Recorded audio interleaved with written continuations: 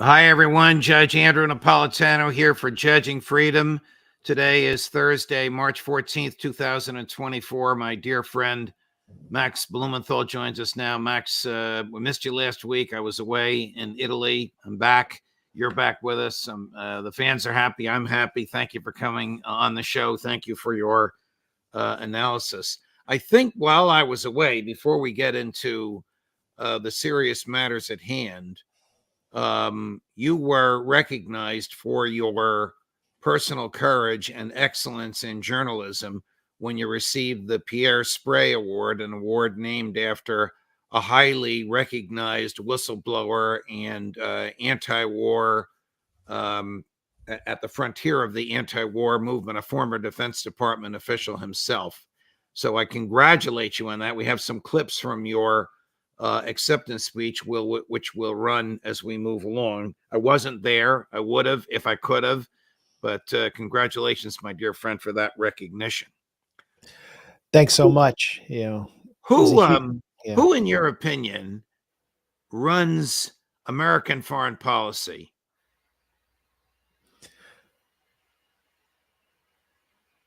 Not us, not the American people. Is it run by the donor class, by AIPAC? Is it run by Joe Biden? Is it run by Tony Blinken, the current Secretary of Defense and former political hack? Well, it's not run. It wasn't run by people like Pierre Sprey, who helped design the F-16 and the A-10 and called out the waste of projects like the F-22 and F-35, which are still, and the uselessness of these jets. And they're still being exported and sold to countries that'll never take them out of the box, because a lot of this is just about military Keynesianism. No offense to John Maynard Keynes. And it's all about profiteering. Victoria Nuland was someone who's identified as one of the people who controlled Joe Biden. She resigned from her position as Assistant Secretary of State under Tony Blinken. And, she's obviously the architect of the Maidan coup in 2014. And, you look at where she was before she was in the Biden administration. She was at Center for New American Security, which is sort of the base of the pro-war Democrats. And who funds them? The Pentagon and the arms industry, like the big five: Lockheed Martin, Raytheon. And she's now wound up at Columbia SIPA, the School for International Policy Affairs, which is, her colleague there is Hillary Clinton. And she's going to be somehow teaching, after all the destruction she caused, students to turn them into good imperial servants. The dean of SIPA is a former Israeli military intelligence officer, I believe, or counterterrorism officer. Kind of an ironic term considering how much terror the Israeli military metes out.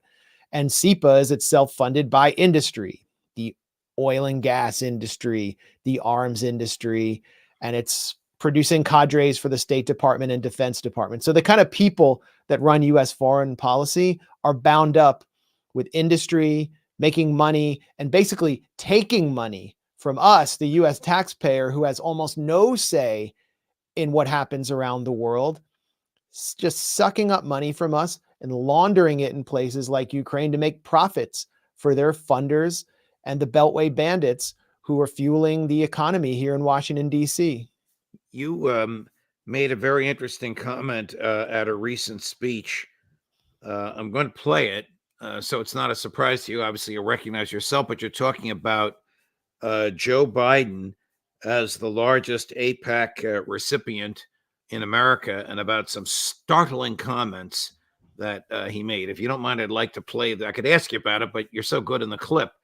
You're your typical self in the clip. I'd like to play the clip and then let you go from there. Let's go to the videotape.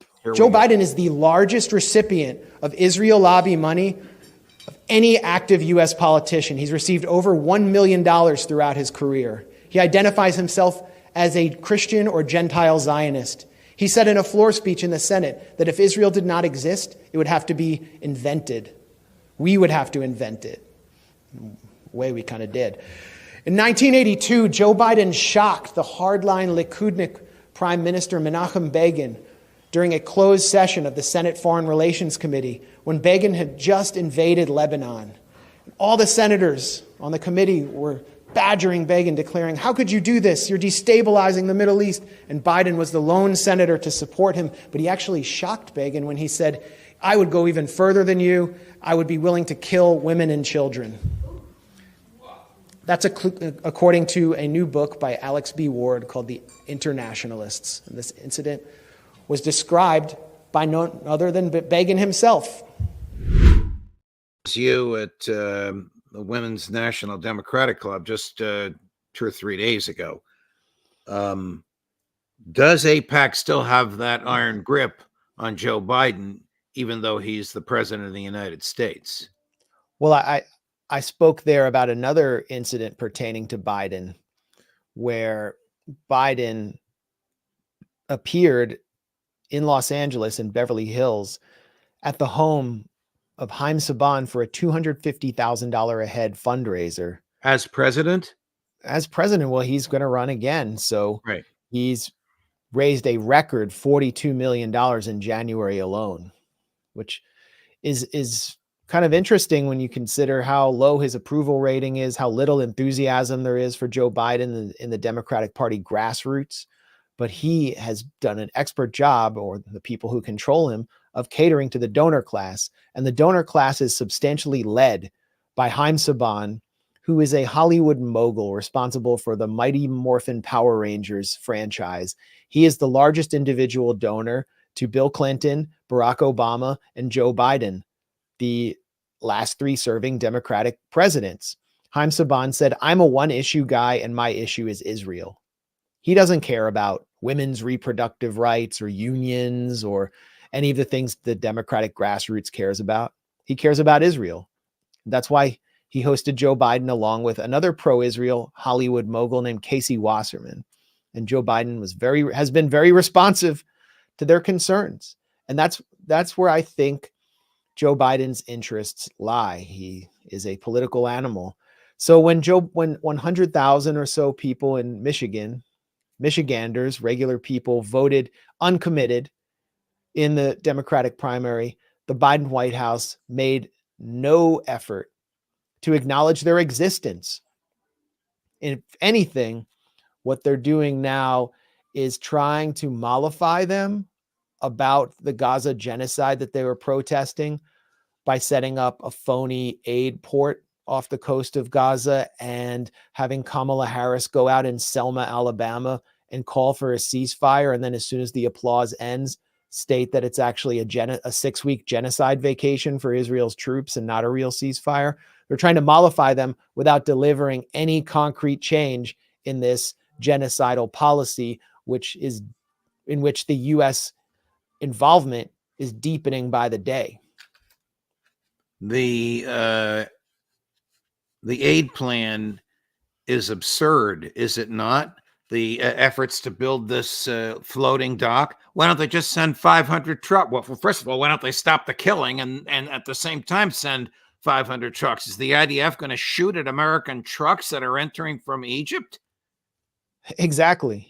I mean, why not stop the fascist settler mobs from blocking the trucks? They're going out every day. We have a reporter there, Jeremy Lafredo, who told me that yesterday the Israeli military handed out watermelon and drinks to the settlers while they were blocking these trucks. They were almost marching into Egyptian territory. And the U.S., is it sending its embassy staff down there to observe and then complain? No, they're not doing anything. They're concocting another scheme in which the U.S. taxpayer will be forced to pay the cost of Israel's occupation and genocide through an aid port, which is just window dressing for Israel's assault on Gaza, and will force at least 1,000 U.S. troops to coordinate with Israel's genocidal military in one of the crimes of the century. It will represent actually a U.S. invasion of Palestine. And this is a plan to build this port, which was conceived not by the Biden White House or Mr. Raytheon Lloyd Austin's Pentagon or Tony Blinken's State Department. It was conceived by Israel, by one of its most fanatically genocidal ministers, Israel Katz, when he was transportation minister back in 2015. It was rolled out at the Herzliya Security Conference, which is like Woodstock for neocons, in Israel in 2017 in a video presentation. I tweeted it at the time. And it essentially calls for a complete transformation of the Gaza Strip under Israeli control, in which the elected governing authority of Hamas is totally removed, and the outside world takes on Israel's legal responsibility for feeding and caring for the occupied population. Israel gets to check and vet everything going in and out. And that's what's coming to bear with Biden's insane plan, which won't even take place for another 2 months. There's another aspect to this plan, which relates to the first issue we discussed, Judge, which is that the taxpayers are going to be enriching a little-known contractor consisting of former Marines called Fogbo. Instead of having the Army Corps of Engineers do this plan, Fogbo is going to get the contract, reportedly. They're run by a former, lieutenant colonel named Sam Mundy, who has been gone on Israel lobby trips to Israel, is completely supportive of everything Israel's doing. And it's going to lead to disaster. As the BBC reported, after the goods are offloaded by these contractors, which will be delivered through the U.S. Navy or U.S. military, Israel will be in charge of securing the perimeter of the areas on land in Gaza where it will be delivered. What has Israel been doing with the aid convoys for the past 2 weeks? They've been attacking the aid convoys and slaughtering desperate and hungry people who are trying to feed their starving children. And so the U.S. is setting the stage for more massacres while justifying Israel's continual occupation of the Gaza Strip, but this time with the direct involvement of the U.S. military and some shady contractor. This is completely crazy, and the plan won't even be able to happen for another 2 months. So it means that Biden is giving Israel 2 more months to carry out this mass slaughter. Here's a clip of you at the Democratic Women's talk that you gave on March 7th, talking about your late friend, Rafat al-Irir. I think I pronounced it correctly. My colleague and friend, Rifat al-Irir, who I met in 2013, a poet, a professor of English at Islamic University, was one of my heroes. And I was following his Twitter account avidly throughout this assault on Gaza. Rifat was the first professor at Islamic University, a university founded by Hamas, to teach Hebrew literature. He also taught The Merchant of Venice and encouraged his students to sympathize not with Othello, the Moorish general, but with Shylock, the persecuted Jew who had to compromise his dignity in order to survive in an anti-Semitic society. And his students said that they, as Palestinians, identified with Shylock, the Jew. Rifat brought anti-Zionist Jews to his class and told them, I used to be an anti-Semite until I met these Jews in America who are organizing against our occupation and our oppression. Now I see things differently. The issue is Zionism. And he taught his students to resist by not being extremists, but by being intellectuals and succeeding inside Gaza, inside this open-air prison. Rifat was hunted down by the Israeli authorities. His direct messages on Twitter were filling with threats from active duty Israeli soldiers pledging to kill him and his family in December. He fled from a shelter with his family after receiving a phone call from the Israeli military telling him that they planned to bomb his location, that they had tracked him on his cell phone, and went home to his sister's house, where they attacked his home with a missile and killed him and his entire family. His last tweet, Rifat's last tweet, was the Democratic Party and Biden are responsible for the Gaza genocide committed by Israel. Democratic Party and Biden are responsible for the genocide committed by Israel. Let me apologize for having the wrong date up there. That was a simple typo we made. Your speech was last week. It was March 7th, 2024, not March 7th, 2014. You would be remarkably well preserved if you looked that way 10 years ago. But back to the serious matter at hand.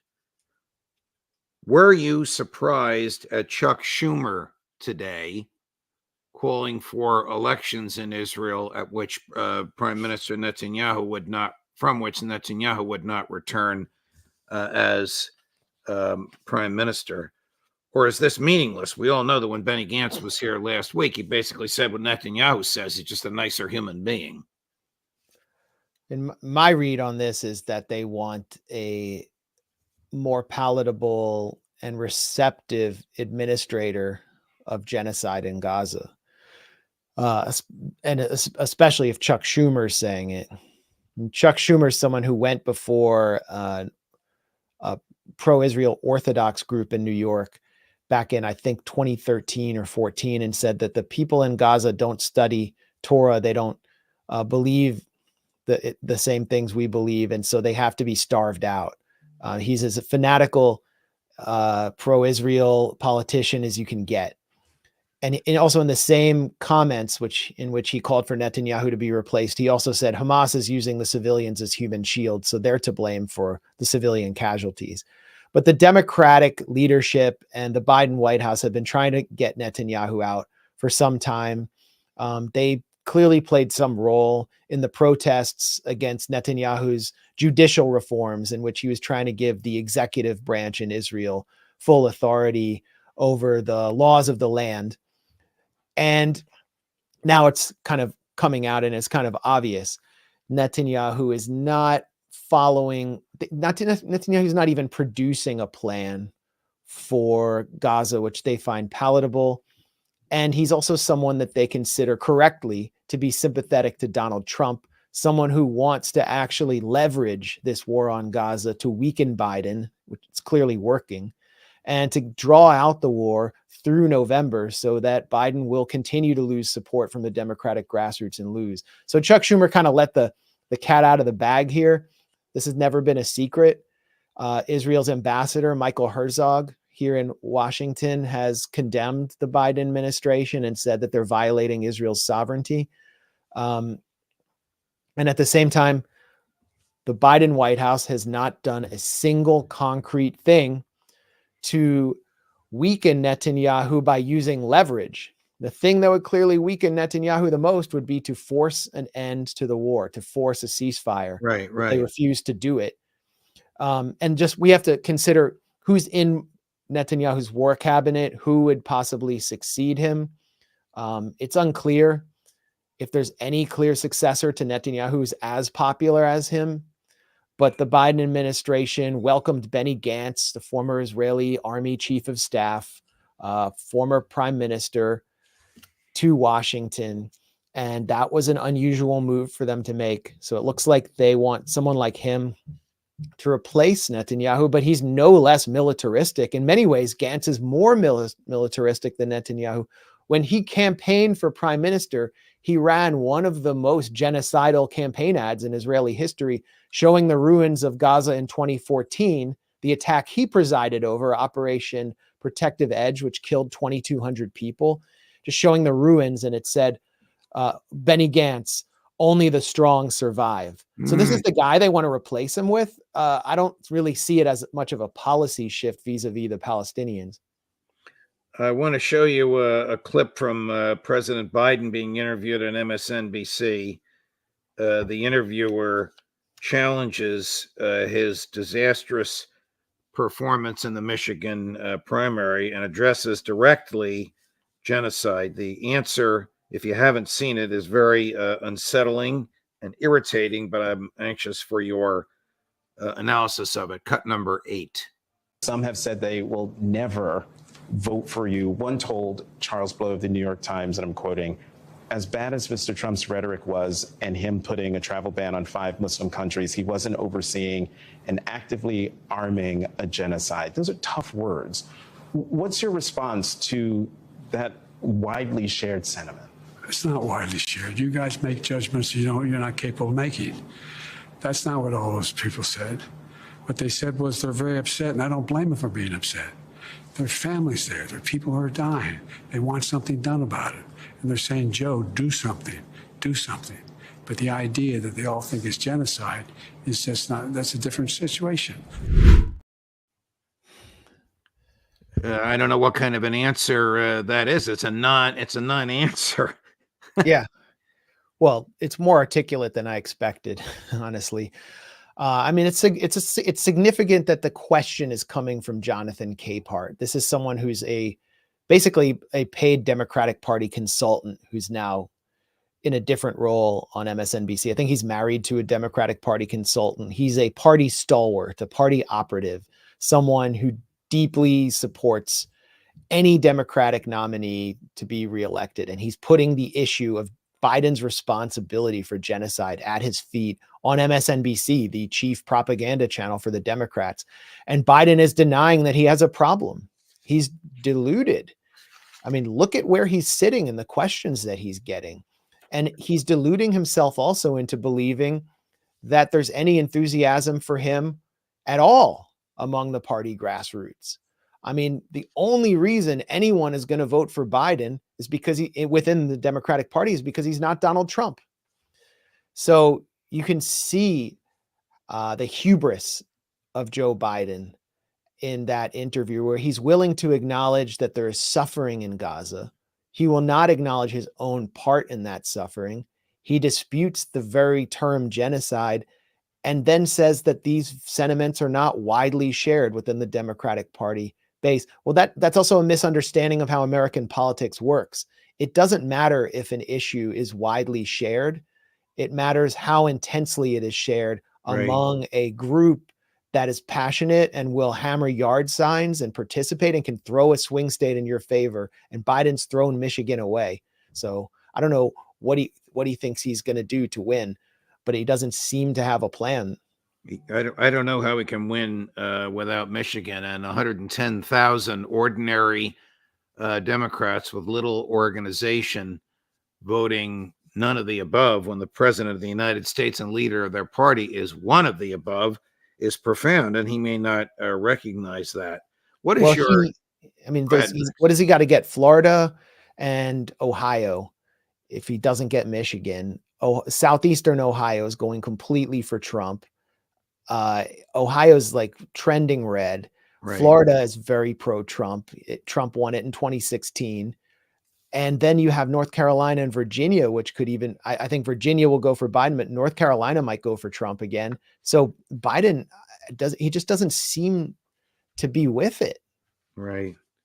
Here he is being heckled in Georgia, called Genocide Joe, number 9, Chris. Some have said they will. Before I begin, I want to say thank you.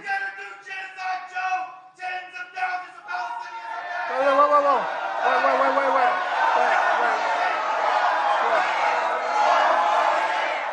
Look, thank you.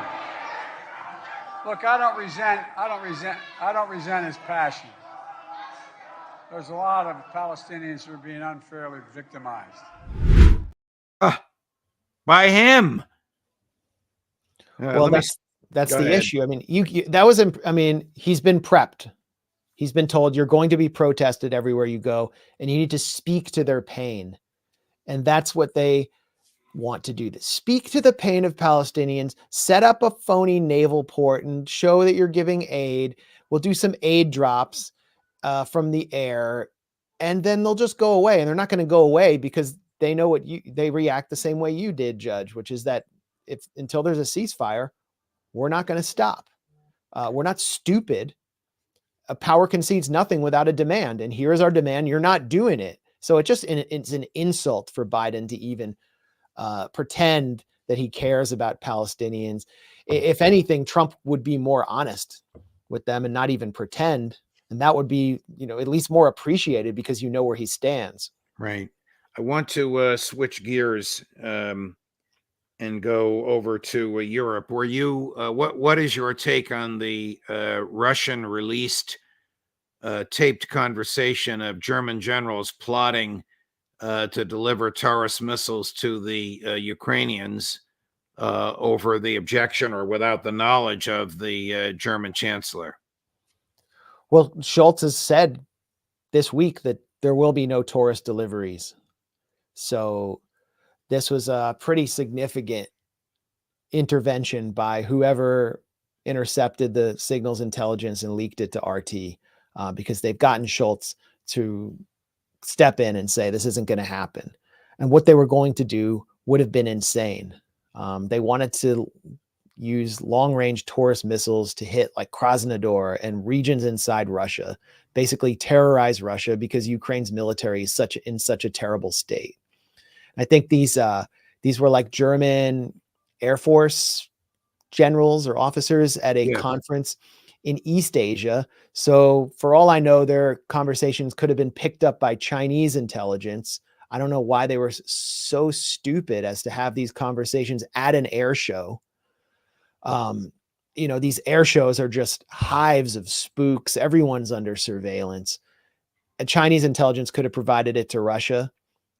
And it's out there now. We see the Germans scheming and plotting to continue this disastrous war in which everything they have done has failed spectacularly. Something like 50% of Leopard tanks, German Leopard tanks delivered to the Ukrainian military, have been destroyed. Those are expensive tanks. And Germany's economy has been tanked. Talked to a friend a few days ago in Berlin who said that the cost of goods is outrageous. People are suffering enormously, and the government of Olaf Scholz has no plan B as, we're getting out of the winter season, but who knows how long it will take for potential energy crisis to set in. Do you know if the German this has just been a government political disaster? Do you know if the German government acknowledges that the United States invaded Germany when it destroyed the Nord Stream pipeline? Well, look at what just happened in Sweden, where they closed the investigation without coming to any conclusions, just days before Sweden joined NATO. Like, let's put two and two together. Sweden was told to shutter this thing, just shut this thing down, and then you'll get the big prize, and Joe Biden will seat your prime minister next to Dr. Jill Biden at the State of the Union, and everyone, the entire chamber, will rise and cheer for him, just as they previously rose and cheered for Vladimir Zelensky and Juan Guaido. And then you will be on track to absorb Russian intercontinental ballistic missiles after waving away a century of neutrality that protected Sweden from the horrors of so many wars that ravaged Europe. And now the investigation is left to Germany, which means there will be no investigation into Nord Stream. So Germany is actually participating in the cover-up of the destruction of its own critical infrastructure and energy sector, which is why I call Olaf Scholz not the chancellor, but the Kuckmeister of Germany. I mean, where is the dignity of Germany's leadership? It's pathetic. Max, you're always on top of your game, my dear friend. Thank you for your intellect and your courage, and congratulations again on receiving that award. Well deserved. Thanks so much, Judge. We'll see you again soon. And on Monday, your other half will join us. I won't call her Mrs. Max Blumenthal. I know she doesn't use your last name, but she's your wife, and I'm looking forward to meeting her. And I think my viewers will love her as much as they love you, maybe a little more. She's definitely better looking than me. Maybe a little smarter. All the best, my dear friend. Thank you so much. Thanks a lot, Judge. He is so smart and so courageous. We are all grateful that he's a friend of mine and a friend of the show. I'm just looking at my calendar for tomorrow. Colonel Lawrence Wilkerson at 3 o'clock Eastern, and the boys, Larry Johnson and Ray McGovern, the intelligence roundtable at 4 o'clock Eastern. Thank you for watching. Judge Napolitano for Judging Freedom.